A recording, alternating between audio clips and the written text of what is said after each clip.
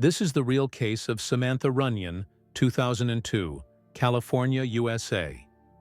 Tell us in the comments which city and country you're watching from. Every 40 seconds, a child goes missing in the United States. That's 2,300 children every single day. But what happened to 5-year-old Samantha Runyon on July 15, 2002, in Stanton, California, would become one of the most heart-wrenching cases that changed how America protects its children forever. Picture this. A sunny afternoon, children playing outside their apartment complex, the sound of laughter echoing through the courtyard. In just 90 seconds, that innocent scene would transform into every parent's worst nightmare. Samantha was playing with her best friend Sarah when a stranger approached them. What he said next would lure an innocent child into a trap that would shock the nation. The security cameras captured everything, but what they revealed was so disturbing that investigators couldn't believe their eyes. This wasn't a random act of violence. This was something far more sinister, something that had been planned for weeks. The man who took Samantha had been watching, waiting, studying her daily routine. And what happened in the next 24 hours would expose a dark truth about child predators that most people refuse to believe. Because when you discover who Alejandro Avila really was, and what he had been doing for years before he met Samantha, you'll understand why this case changed everything. But first, you need to know exactly how he managed to take her in broad daylight, with witnesses just feet away, without anyone suspecting a thing. It was 6:10 p.m. when Alejandro Avila pulled his green Honda Civic into the Smoke Tree Apartments complex. Samantha and her friend Sarah were playing just outside apartment 35, completely unaware they were being watched. Avila had visited this exact location 3 times before, studying the children's patterns, learning their schedules. He knew the parents would be inside preparing dinner. He knew the security was minimal.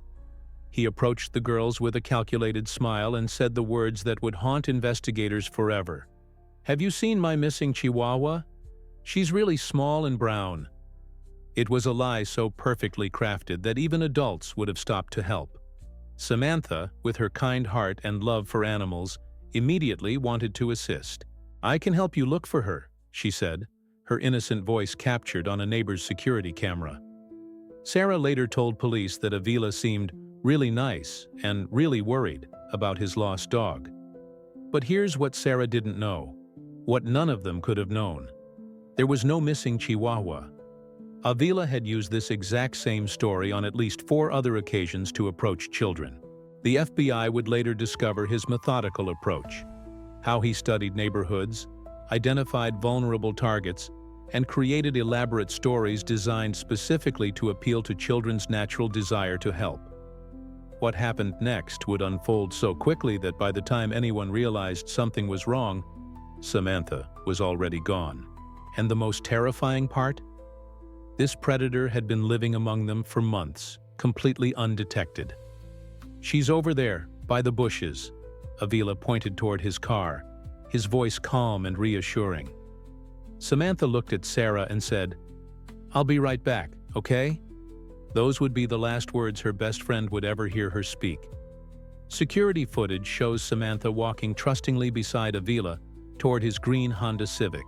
She was wearing her favorite pink dress with flowers, the one her grandmother had bought her just 2 weeks earlier for her upcoming 6th birthday. At 6:14 p.m., neighbors heard a car door slam. At 6:15 p.m., Avila's Honda disappeared down Cerritos Avenue. Sarah stood alone in the courtyard, confused and calling Samantha's name. When Samantha didn't return after 5 minutes, Sarah ran to apartment 35 and knocked frantically. "Mrs. Runyon! Mrs. Runyon! Samantha went to help a man find his dog and she didn't come back." Erin Runyon rushed outside, her heart already pounding. She searched the entire complex, calling her daughter's name with increasing desperation. Other residents joined the search, checking every apartment, every hiding spot where a child might play. But Samantha was nowhere to be found. At 6:47 p.m., exactly 33 minutes after her daughter vanished. Aaron Runyon made the call that would launch one of the largest manhunts in Orange County history. 911, what's your emergency? My 5-year-old daughter is missing. A man took her. Please, you have to help me find her. What the 911 operator didn't know was that at that very moment Alejandro Avila was driving south on the 5 freeway with Samantha in his car, heading toward a remote location he had scouted weeks earlier. Within 12 minutes of Aaron's 911 call, the Stanton Police Department had issued an Amber Alert.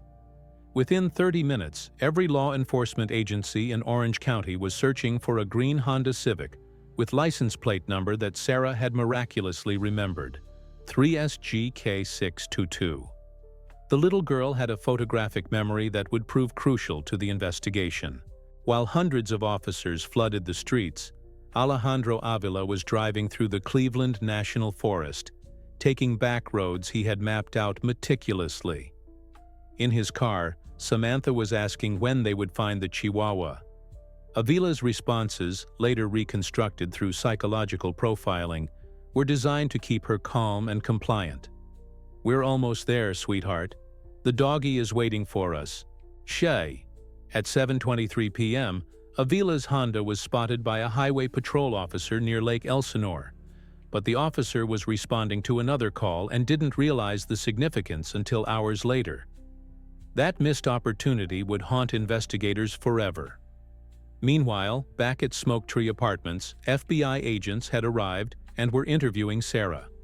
The 6-year-old's detailed description of the suspect was so precise, it seemed impossible.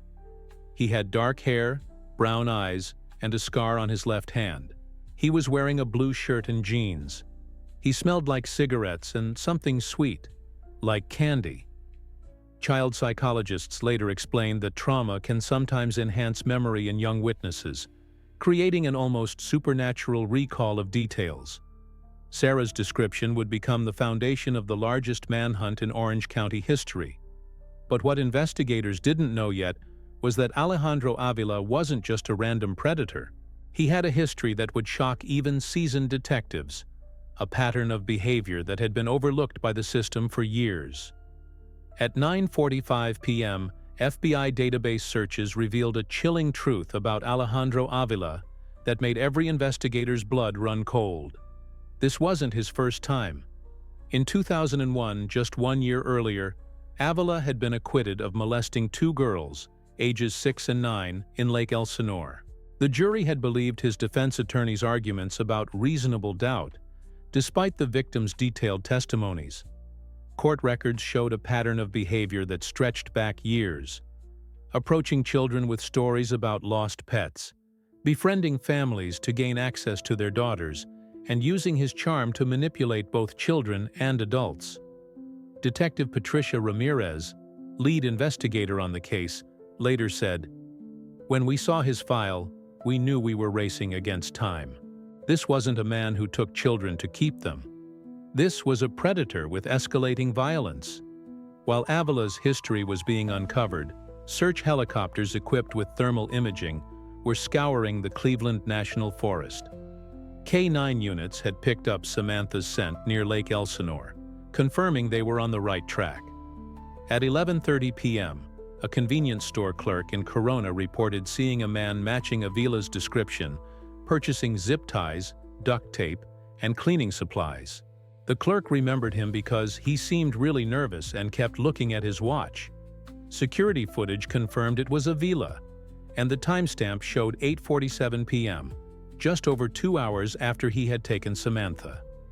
The items he purchased would later become crucial evidence, painting a terrifying picture of premeditation. As midnight approached, over 300 law enforcement officers were involved in the search. But somewhere in the darkness of the Cleveland National Forest, Alejandro Avila was completing a crime so heinous that it would change California's legal system forever. Dawn broke on July 16, 2002, with no sign of Samantha. As the sun rose over Orange County, over 500 volunteers joined the search effort. Aaron Runyon hadn't slept, hadn't eaten, and refused to leave the command center that had been established at the apartment complex. "She's out there waiting for me," she told reporters, her voice breaking. "I can feel it. She's scared and she's waiting for her mommy to find her." At 6:15 a.m., exactly 12 hours after Samantha's disappearance, a hiker named Miguel Santos was walking his dog along a remote trail in the Cleveland National Forest when his German Shepherd, Max, began barking frantically and pulling toward a cluster of rocks approximately 50 feet from the trail. Santos followed his dog and discovered what every parent fears most. At 6:23 a.m., Santos called 911 with trembling hands. "I found a little girl. She's not alive." Within minutes, the area was swarmed with investigators. Coroner's officials confirmed what everyone already knew but hoped wasn't true. It was Samantha Runyon. The little girl who had been playing innocently in her apartment courtyard less than 24 hours earlier was gone forever. The crime scene told a story of unimaginable cruelty. Physical evidence suggested Samantha had fought bravely, scratching her attacker and leaving DNA evidence under her fingernails that would later prove crucial in court. Dr. Richard Friedman, the Orange County coroner, would later describe the case as one of the most difficult examinations of my 20-year career. But even in death, Samantha would help solve her own case. The evidence she left behind would ensure her killer could never hurt another child again. Within hours of discovering Samantha's body, forensic teams had collected DNA evidence that would seal Alejandro Avila's fate. The scratches on his arms, face, and hands told the story of a brave little girl who fought until her final moments. But Avila had vanished. His green Honda Civic was found abandoned in a Walmart parking lot in Lake Elsinore at 3:47 a.m., just hours before Samantha's body was discovered. Security cameras showed him walking away at 3:52 a.m., disappearing into the darkness. A massive manhunt was launched. Avila's photograph was broadcast on every television station in California. His face appeared on billboards, milk cartons, and missing person flyers, distributed to every business in Orange County. The reward for information leading to his capture grew to $50,000. Detective Ramirez knew they were hunting a man with nothing left to lose. "He knows we have his DNA. He knows there's no way out. That makes him extremely dangerous," she warned the public. For 5 agonizing days, Alejandro Avila managed to evade capture while hiding in plain sight. He had shaved his head, changed his clothes, and was staying with acquaintances who had no idea they were harboring a child killer. On July 20th at 2:15 p.m., a tip came in that would end the manhunt. Maria Gonzalez, a waitress at a small diner in Riverside, recognized Avila from the wanted posters. "He was sitting in booth 7, drinking coffee and acting really nervous," she later testified. "When he saw me looking at him, he got up and ran." Within minutes, the diner was surrounded by police cars. Alejandro Avila's 5-day run from justice was about to end in the most dramatic way possible. At 2:47 p.m., police surrounded the Riverside diner where Avila had been spotted. Officer James Martinez was the first to spot him running through the back alley, desperately trying to escape through a chain-link fence. "Stop! Police!" Martinez shouted. But Avila kept running. The chase lasted only 90 seconds before Avila tripped over a garbage bin and fell face-first onto the concrete. When officers flipped him over, they saw fresh scratches on his face and arms, scratches that matched the DNA evidence found under Samantha's fingernails. "You've got the wrong guy," Avila gasped as handcuffs clicked around his wrists. But the evidence said otherwise. In his pocket, officers found a receipt from the Corona convenience store time-stamped 8:47 p.m. on July 15th, exactly the time and location where he had purchased zip ties and duct tape. His arrest was broadcast live on every major news network. At the Smoke Tree Apartments, Erin Runyon collapsed in relief when she heard the news. "He can't hurt anyone else's baby," she whispered through tears. But the legal battle was just beginning. During interrogation, Avila maintained his innocence despite overwhelming evidence. Detective Ramirez later revealed, "He showed absolutely no remorse, no emotion. When we showed him photos of Samantha, he looked at them like they were pictures of a stranger. The DNA evidence was so conclusive that even Avila's defense attorney privately admitted the case was unwinnable. Blood, hair, and skin samples, collected from both Samantha and Avila, created an evidence chain so strong that forensic experts called it one of the most definitive cases in California history. But what happened during Avila's trial would shock everyone, including seasoned prosecutors who thought they had seen everything. The trial of Alejandro Avila began on April 14, 2005, nearly 3 years after Samantha's murder. Orange County Superior Court had never seen such media attention. Every seat in the courtroom was filled with overflow crowds watching on closed-circuit television. Erin Runyon sat in the front row every single day, wearing a different pink ribbon in honor of her daughter's favorite color. The prosecution's case was devastating. DNA evidence showed a 1 in 47 trillion chance that the genetic material under Samantha's fingernails belonged to anyone other than Avila. Fiber evidence from his car matched fibers found on Samantha's dress. Cell phone tower records tracked his exact movements from Stanton to the Cleveland National Forest. But the most powerful testimony came from Sarah, now 8 years old, who took the witness stand with remarkable courage. "He said he lost his Chihuahua," she told the jury, her voice clear and strong. "But there was no dog. He lied to take my best friend away." The defense strategy was desperate. They claimed Avila had been framed, that the DNA evidence was contaminated, that witnesses were mistaken. But their own expert witnesses couldn't explain away the mountain of physical evidence. On May 12, 2005, after just 4 hours of deliberation, the jury returned with their verdict: guilty on all counts, kidnapping, sexual assault, and first-degree murder with special circumstances. But the real drama was yet to come. The penalty phase would determine whether Avila would spend life in prison or face the death penalty. And when the jury heard about his previous victims, the ones who had been too afraid to speak before, their decision would send a message that would echo throughout California's justice system. The penalty phase of Alejandro Avila's trial was a battle that gripped the entire state of California.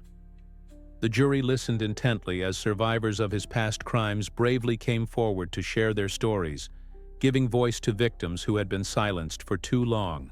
Erin Runyon, with tears streaming down her face, delivered a powerful victim impact statement that echoed through the courtroom. "No parent should ever have to bury their child. But because of this monster, I had to put my 5-year-old baby in the ground." The defense tried to sway the jury with pleas for mercy, citing Avila's troubled childhood and mental health issues. But the overwhelming evidence and the weight of justice were undeniable. On May 20, 2005, the jury returned with a unanimous decision: death penalty. Judge William Froberg sentenced Alejandro Avila to death, ensuring he would never harm another child. "Your actions were so heinous, so calculated, and so cruel that death is the only appropriate punishment," the judge declared.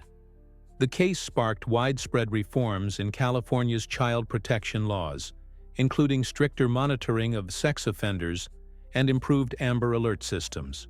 Erin Runyon became a tireless advocate for missing children, founding the Samantha Runyon Child Safety Act and working to prevent tragedies like her daughter's. Today, Avila remains on death row at San Quentin State Prison. Samantha's story changed how America protects its children, proving that even in the darkest tragedy, a single life can illuminate the path toward justice. Her legacy continues to save lives, one child at a time.